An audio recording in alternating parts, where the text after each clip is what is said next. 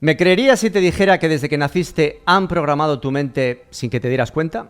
No hablo de ciencia ficción ni de teorías locas, hablo de hechos históricos, documentos ocultos y decisiones políticas que han moldeado la forma en la que piensas, estudias, trabajas y hasta sueñas.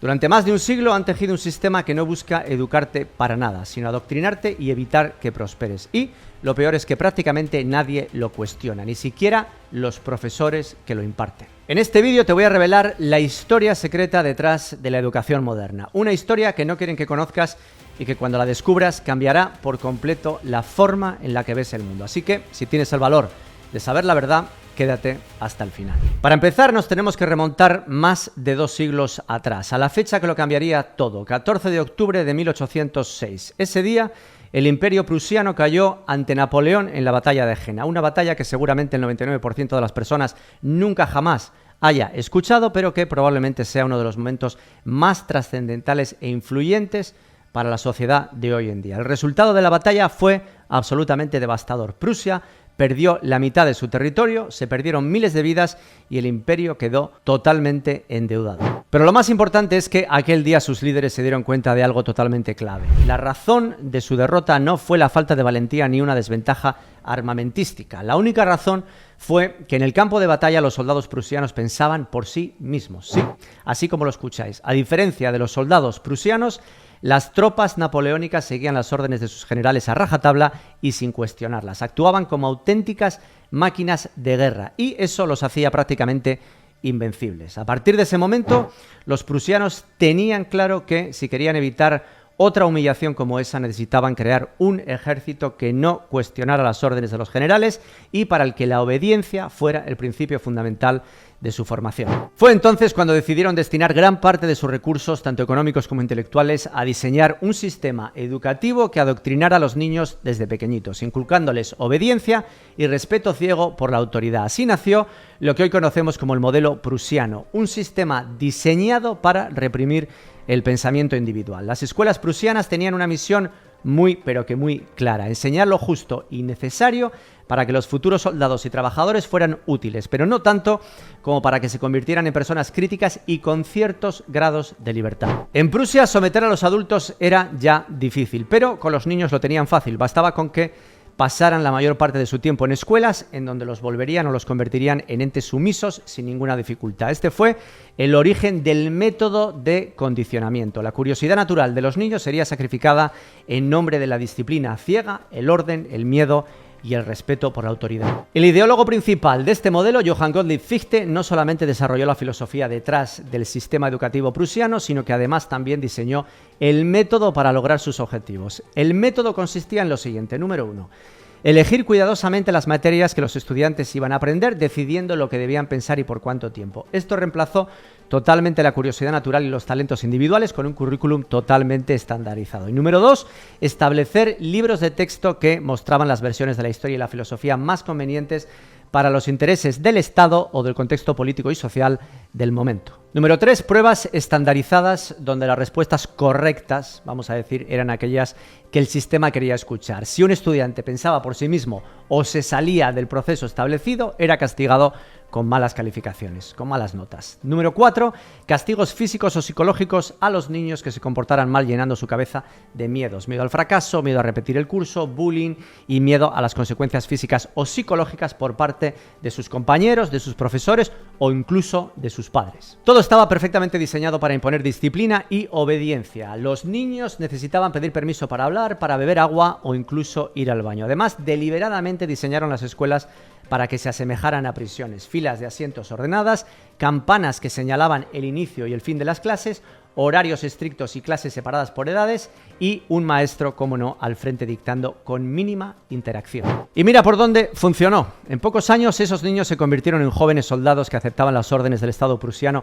y de sus generales sin rechistar. Fichte despreciaba abiertamente el libre albedrío. En sus escritos defendía la necesidad que tenían los gobiernos de erradicar esa libertad para poder controlar a la población sin recurrir a la fuerza, es decir, sin depender de policías, cárceles, ejércitos o castigos inhumanos. alumnos. Y por increíble que parezca, muchas de las problemáticas modernas, como por ejemplo la frustración en el trabajo, la depresión y la ansiedad, tienen sus raíces aquí. Hoy en día es totalmente normal que por mucho que se empeñe un ser humano por cambiar su vida, haciendo cambios, no lo consiga de ninguna manera porque acaba cayendo siempre en los mismos errores y en los mismos patrones. Y esto aplica también para quienes dejaron la universidad o abandonaron los estudios. Ellos tampoco se libran. Aunque estén fuera de las aulas, han absorbido dogmas y pensamientos limitantes desde la infancia y es bastante probable que la mayoría acabe atrapado en un ciclo de conformismo, aceptando quizás el primer empleo que les prometa un sueldo estable o construyendo negocios que en vez de trabajar para ellos se conviertan en un autoempleo.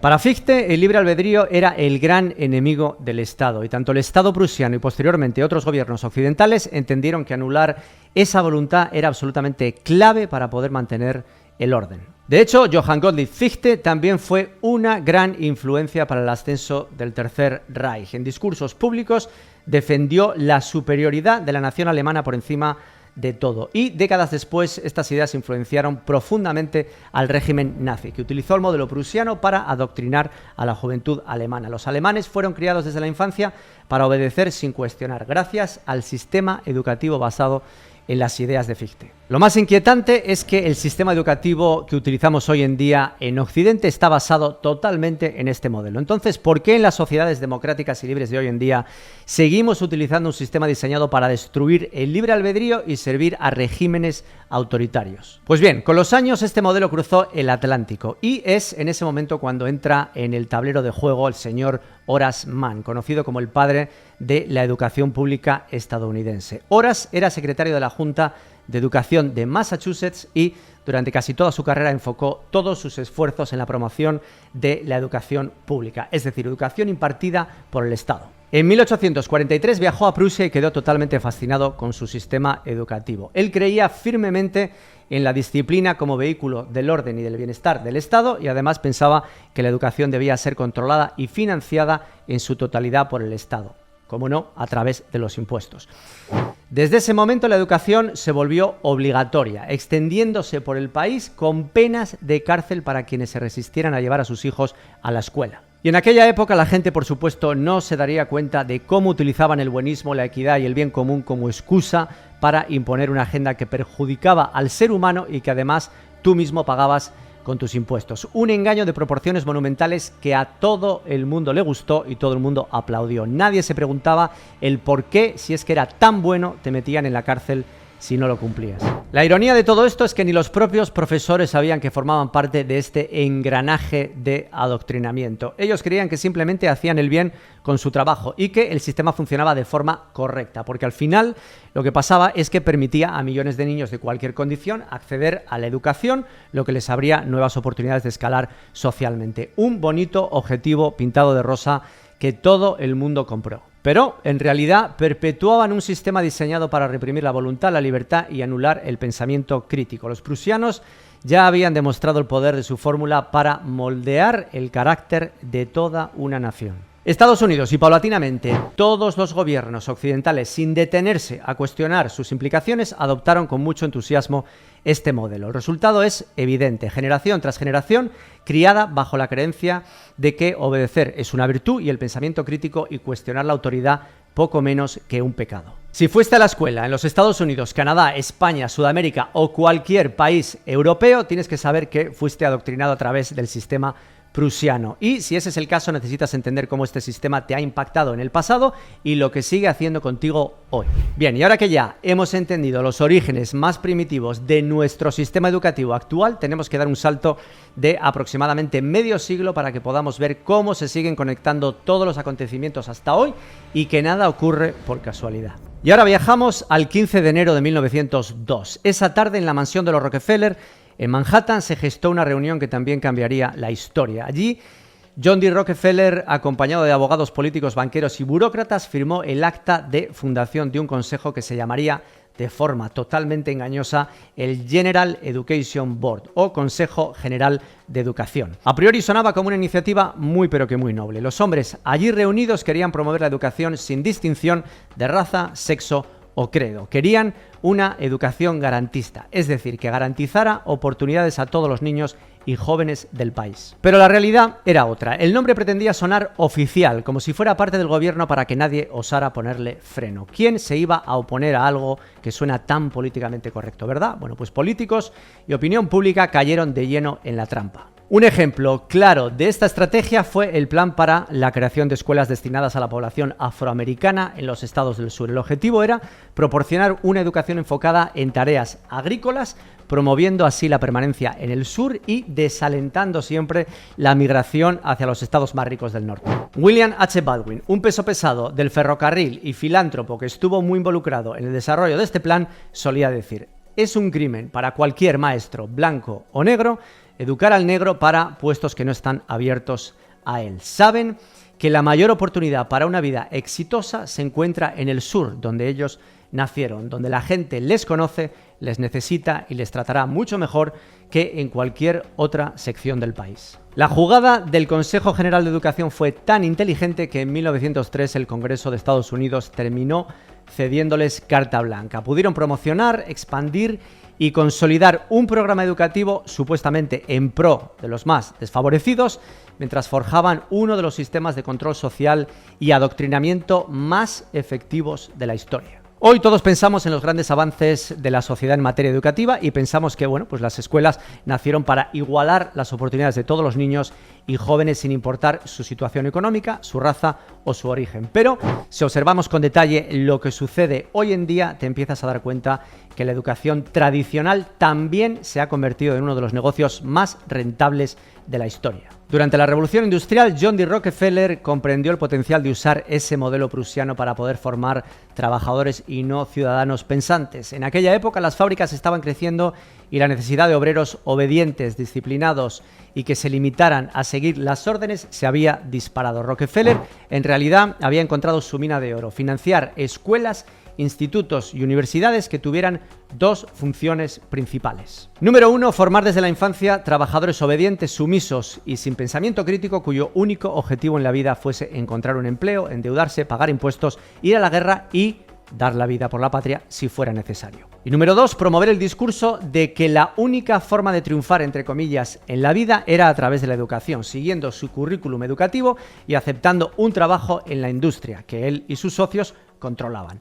Y por si esto fuera poco, además lo hacían cobrando por esa educación grandísimas sumas de dinero que la gente obviamente no tenía, forzándoles a endeudarse con los propios bancos que ellos también controlaban. Una verdadera jugada maestra que cerraba el círculo de manipulación y explotación de las masas. Rockefeller no solamente quería trabajadores obedientes aceptando su sistema educativo, sino que también quería que aceptaran el trabajo como el único camino hacia la libertad y el éxito. Frederick Gates, asesor cercano de Rockefeller, decía siempre que para alcanzar nuestra visión tenemos recursos ilimitados y las personas se moldean con perfecta docilidad. No intentaremos convertirlas en filósofos, científicos, autores o líderes.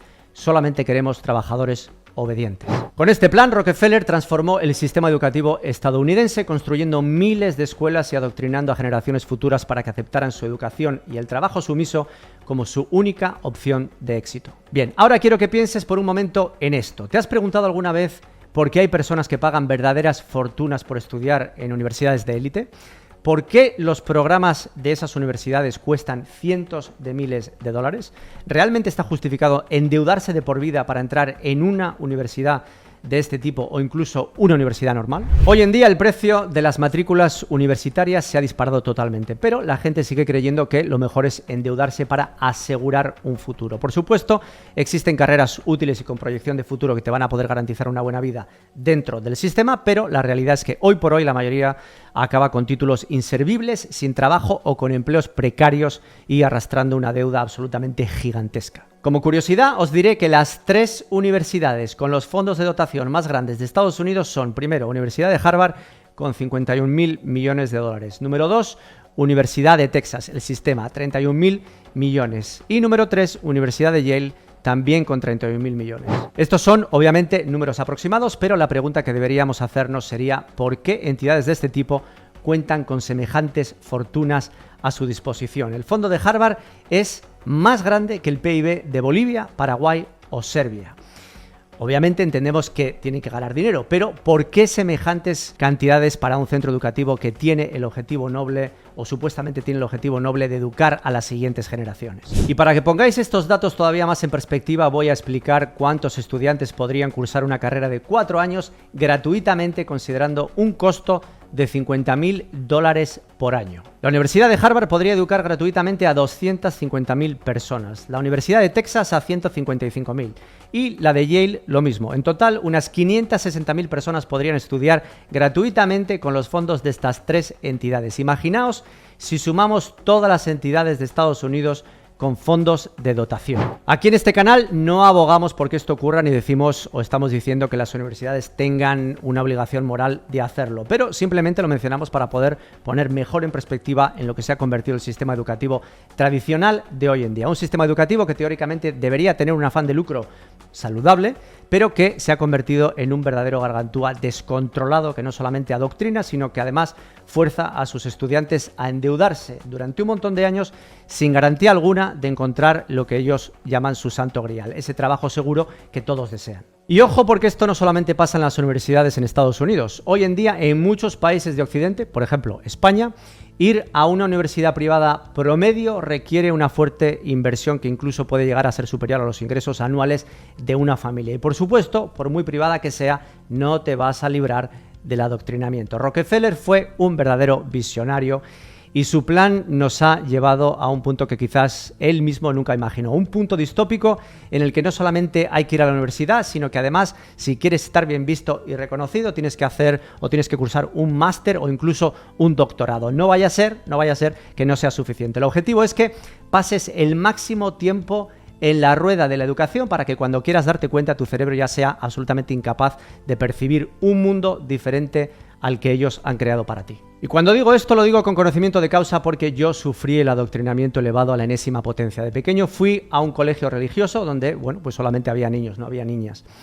Los edificios eran cuadriculados y sin ningún tipo de belleza exterior. Las aulas tenían una capacidad de 60 niños y formaban filas como si de una cárcel se tratara. Pedíamos permiso para todo y para entrar y salir de clase nos formábamos en fila y nos cubríamos como si estuviéramos en el ejército. Para nosotros en aquel momento era totalmente normal, no conocíamos otra cosa, pero sabemos que el ambiente era hostil y estaba enfocado a cortar la creatividad y a fomentar miedos, miedo a suspender, al castigo, a repetir el curso, al qué dirán, etcétera, etcétera. En definitiva, era un lugar donde si no cumplías quedabas condenado totalmente al ostracismo. Solo recuerdo 2 cosas verdaderamente positivas de ese periodo: la disciplina, que hasta el día de hoy me acompaña, y unos cuantos grandes amigos. Posteriormente estudié ingeniería en una de las mejores universidades en Estados Unidos. Allí continúa el adoctrinamiento y me doy cuenta de la grandísima cantidad de asignaturas basura y de relleno que había todos los años. Probablemente hubiera podido obtener mi título en la mitad del tiempo. Definitivamente me di cuenta que el objetivo era mantenerme dentro el máximo tiempo posible y conseguir un triple efecto.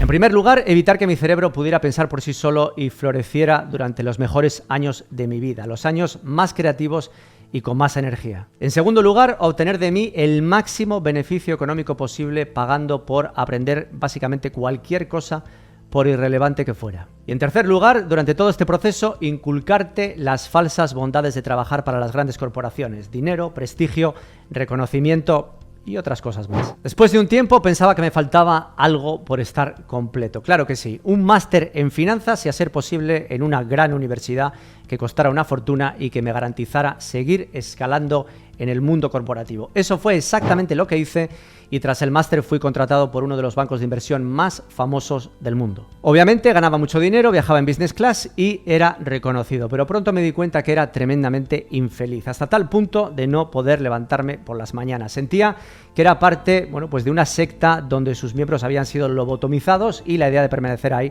pues básicamente me aterraba. Si me quedaba, sabía que mi alma se marchitaría y no iba a permitir de ninguna manera que mi futuro dependiera de terceros. Yo tenía que crear mi propia realidad. Claramente todos pensaron que estaba loco, pero decidí dejar el mundo corporativo y emprender. Sabía que me iba a enfrentar a grandes desafíos y existían muchísimas posibilidades de fracaso, pero tenía que cruzar ese túnel porque volver al redil no era una opción, no había un plan B. Emprendí durante más de una década y lo único que coseché fue fracaso tras fracaso. Estuve en muchas ocasiones muy cerquita del éxito, pero siempre ocurría algo. Cambios de regulaciones, eventos internacionales, cambios de mercado, etcétera, etcétera.